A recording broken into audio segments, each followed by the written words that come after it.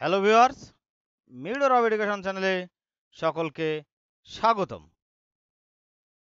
আজকে ইতিহাসের গুরুত্বপূর্ণ একটি টপিক নিয়ে আপনাদের সামনে হাজির হয়েছি।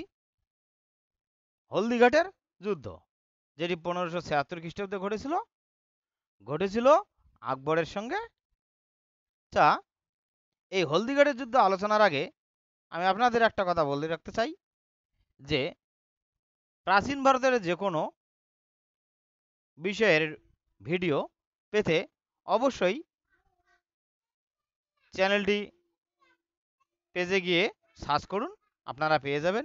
নতুবা প্লেলিস্ট ধরে ধরে আপনারা সেই ভিডিওগুলি খোঁজ নিতে পারেন, নিয়ে সেগুলো দেখতে পারেন। এবং ভিডিওগুলি যদি ভালো লাগে তাহলে অবশ্যই লাইক, শেয়ার, কমেন্ট করবেন। এবং এই ভিডিওটি দেখার পর যদি আপনাদের ভালো লাগে তাহলে অবশ্যই চ্যানেলটিকে সাবস্ক্রাইব করবেন এবং ভিডিওটি লাইক, শেয়ার, কমেন্ট করবেন। আপনারা যদি চ্যানেলটি সাবস্ক্রাইব করেন তাহলে আমার পরিবার একটু একটু করে বড় হচ্ছে। যত তাড়াতাড়ি মেম্বার সংখ্যা বাড়বে তত তাড়াতাড়ি বড় হবে এবং চ্যানেলের ভিডিওগুলি যদি ভালো লাগে তাহলে অবশ্যই কমেন্ট করে জানাবেন। এবং যদি কোনো কিছু পরিবর্তন বা পরিমার্জনের দরকার হয় তাহলে অবশ্যই বলবেন। মিডর এডুকেশন চ্যানেলে সকলকে আরেকবার স্বাগতম। আজকে আলোচনা করতে চলেছি হলদিঘাটের যুদ্ধ। গুরুত্বপূর্ণ একটি ঘটনা, যে মুঘল সম্রাটরা সর্বদা চাইতো রাজপুতদের পরাজিত করে নিজেদের অধীনে রাখতে, কিন্তু মুঘল সম্রাটরা কখনোই রাজপুতদের গোটা সাম্রাজ্য দখল করতে পারেনি। পরবর্তীকালে রাজপুতরা পুনরায় তাদের শক্তি অর্জন করে শক্তিশালী হয়ে ওঠে এবং অখণ্ড রাজপুত রাজ্য গঠন করে। বিশেষ করে মেবার খুবই শক্তিশালী ছিল এবং এই মেবার কখনোই মুঘল সম্রাটরা সম্পূর্ণরূপে দখল করতে পারত না। একই রকমভাবে আকবরও চেয়েছিল এই মেবার দখল করতে। এখানে বানানটা একটু ভুল আছে, এখানে একটা এল হবে। দখল করতে চেয়েছিল কিন্তু তিনি দখল করতে পারেননি। এই দখল করার আগে তাই তিনি 1567 খ্রিস্টাব্দে আকবর অভিযান করে চিত্তোর দুর্গ দখল করেন বটে, কিন্তু তখনও মেবার অক্ষত রয়ে যায়। আকবরের বীরত্ব দেখে অনেক ছোট ছোট রাজপুত রাজারা আকবরের বশ্যতা স্বীকার করে নিলেও চিত্তোরের পতন তখনও হয়নি। এবং না, চিত্তোরের পতন হলেও চিত্তোর দুর্গ তিনি দখল করে নিয়েছিলেন। চিত্তোরের পতন হলেও মেবার বশ্যতা স্বীকার করেননি, এখানে করেননি হবে। রানা উদয় সিংহের মৃত্যুর পর তার সুযোগ্য পুত্র রানা প্রতাপ সিংহ মেবারের স্বাধীনতার পতাকা আবার উড়িয়ে দেন। যদিও তখনও চিত্তোর দুর্গ উদ্ধার করতে পারেননি প্রতাপ সিংহ, স্বল্প সংখ্যক সৈন্য নিয়ে প্রতাপ সিংহ প্রতিজ্ঞা করেছিলেন সমগ্র মেবারকে মুঘলদের হাত থেকে উদ্ধার করার।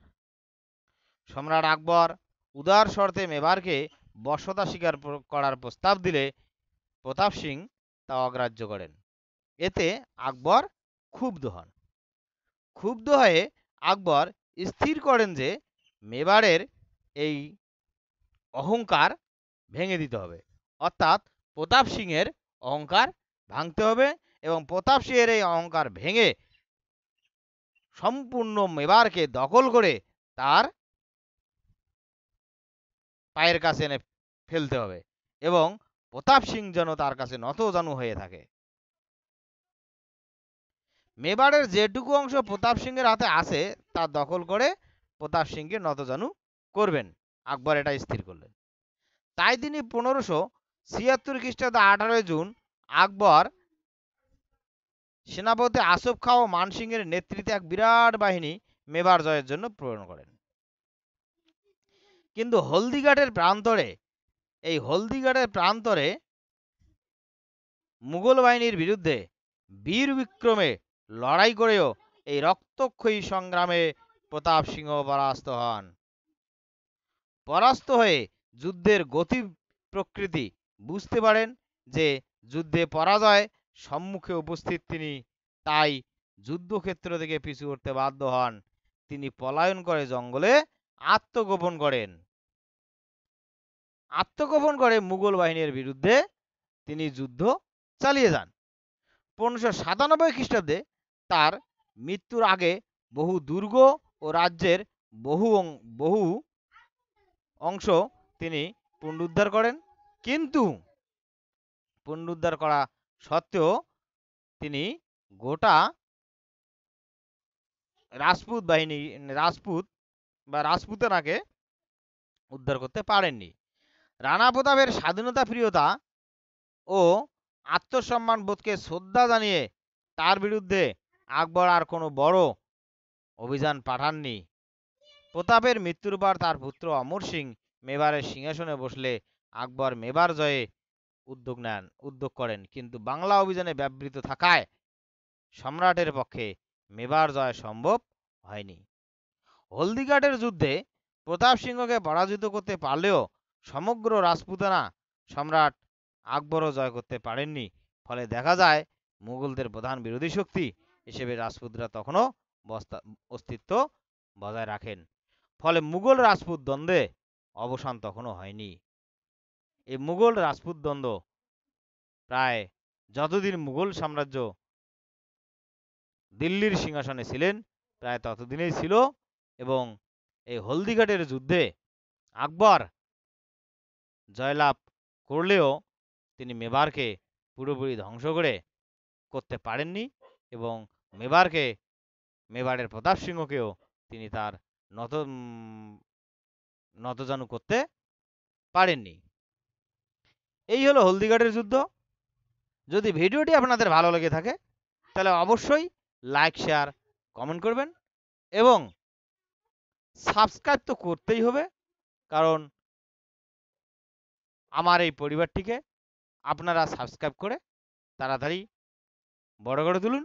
আপনাদের কাছে আমার এইটুকুই অনুরোধ রইল। থ্যাংক ইউ, ধন্যবাদ।